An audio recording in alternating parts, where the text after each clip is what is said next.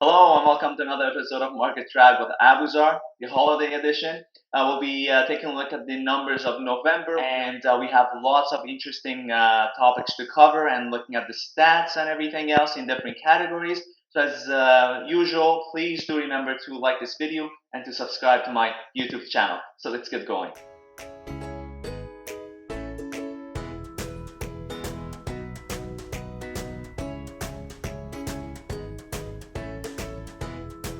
Okay, so what's been happening in the past month of November?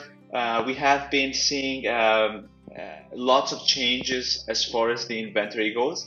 So, as expected and predicted in the previous episodes and previous months, overall, we are seeing a lesser inventory in both freehold residential and condominiums. And for the year to come in 2022, perhaps a higher appreciation in property values than expected. So I wouldn't be surprised to see an overall average price increase of about the 10%.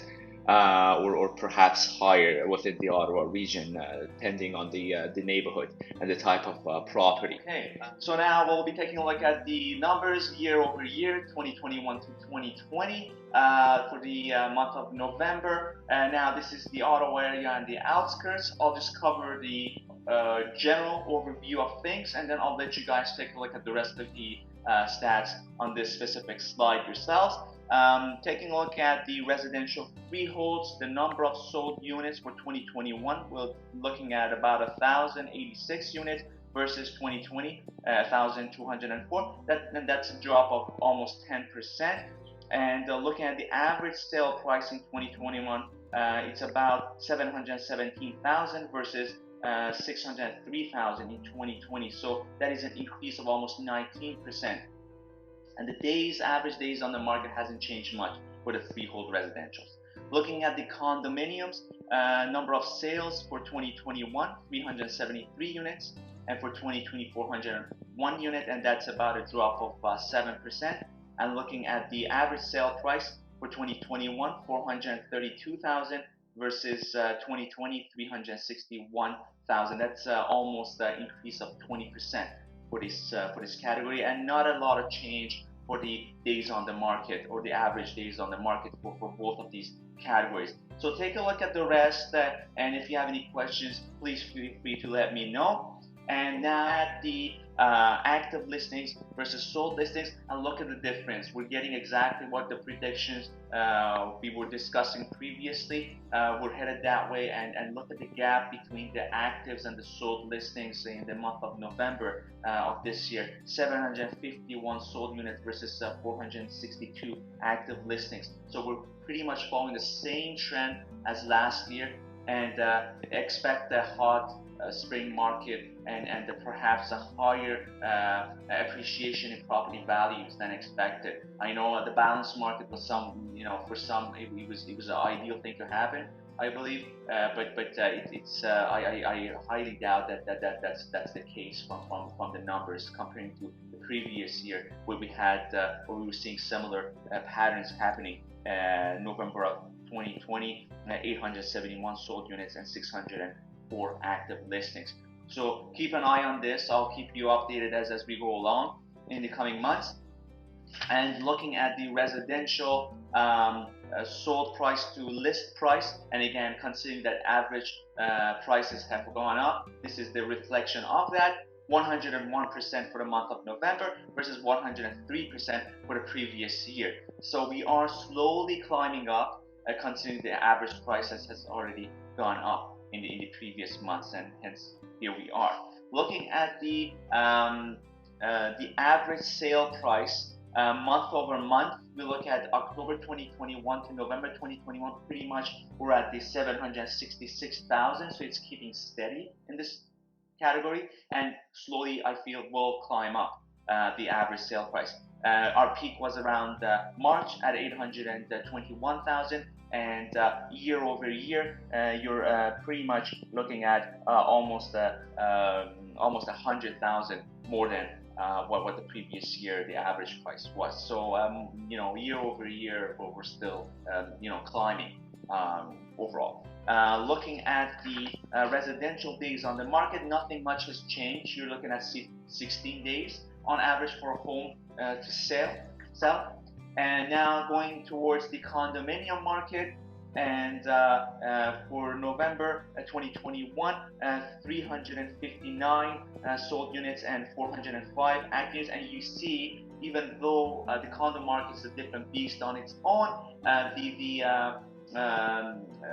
the active listings and the sold listings, it's basically that they're becoming closer, and we're seeing another pattern as we similarly saw to the previous year, hence reflecting on the average price overall because of the lack of inventory and the availability of units even in the condo sector. And last year again, it was a whole different game. You were at 437 active units and 379 sold units. And again, the more the freehold non-condominium market gets heated, the more it will reflect towards the rental market and the condominium market.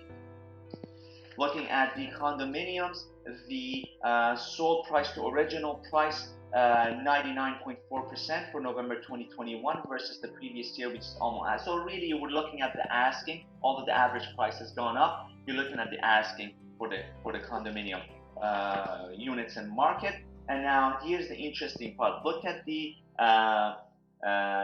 average sale price for the condo units, and it's actually gone up to 436,000. So that's a jump from the previous month, and another jump from comparing to the previous year, month over month, being at 357,000. So now we see the condominium market is starting to climb up. So the number of inventory in the residential people is lower. People are getting pushed out of the market slowly, and other options are available. They move towards the condominium market, and hence the condo units start getting taken up, and then it impacts the average price of condo units as well. So that's that. And looking at the days on the market, again, it takes a bit slightly longer for a condo unit to sell, 26 days versus 22 days month over month to the previous month, and year over year you're looking at about 20 days. So not a lot of difference or change in the how long it takes for a condo unit to sell. And now we move towards the rental market. Now the availability of units, and most of the units are apartment style units, so in high-rise buildings, is impacting these numbers.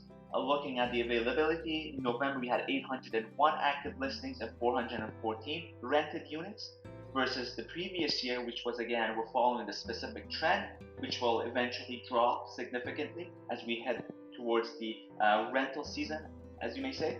Last year we had 641 active listings and 283 rented units. So I believe, again, this is an adjustment, and it will adjust itself. It's always trailing behind the freeholds. A lot of people, similar to moving towards the condo market, the availability or affordability of getting into the market to purchase drops significantly, and the decision to hold off and to rent becomes an option, hence impacting the availability of rental units and the rental amounts. Looking at the rental units, days on the market, 31 days, so it's slightly higher for units to get rented out. Not a significant concern, I find, versus 22 days. So it's almost 10 days or so for a unit to rent out on average. So that's basically our numbers for the month of November. If you have any questions at all, feel free to text me, email me, or I'm only a phone call away. And I hope you enjoy the holiday season alongside your families, and wishing you a happy new year in 2022. Hopefully it'll be a much better year, a safer year for all of us compared to the previous 2 years we've had. Until next time, take care.